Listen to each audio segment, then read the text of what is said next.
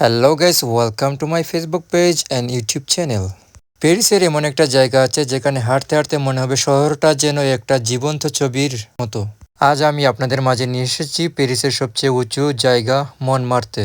এটা হচ্ছে এনভার্স মেট্রো স্টেশনের পাশে। আমার ঠিক সামনে দেখা যাচ্ছে স্যাক্রে কো এর সাদা গম্বুজ।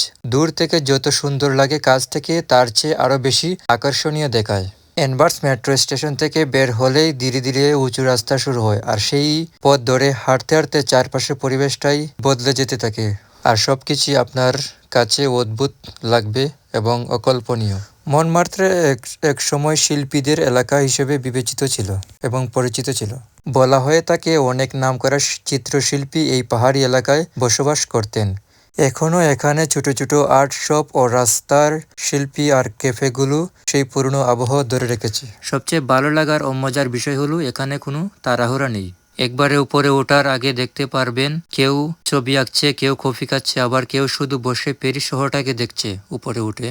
স্যাক্রে কোর এর সিঁড়ি পর্যন্ত উঠে গেলে পুরো প্যারিস শহরের অসাধারণ ভিউ চোখে পড়বে আপনার। বিশেষ করে সূর্যাস্তের সময় দৃশ্যটা সত্যিই মনে রাখার মতো। আমার কাছে মনে হলো প্যারিসকে শুধু দর্শনীয় স্থান দিয়ে নয়, বরং তার অনুভূতি দিয়ে চিনতে চান তাহলে আপনার অবশ্যই মনমার্তে আসতে হবে। পৃথিবীর বিভিন্ন দেশের ট্যুরিস্টরা যখন প্যারিসে আসে তখন অবশ্যই এখানে এসে সবাই ঘুরে যায়।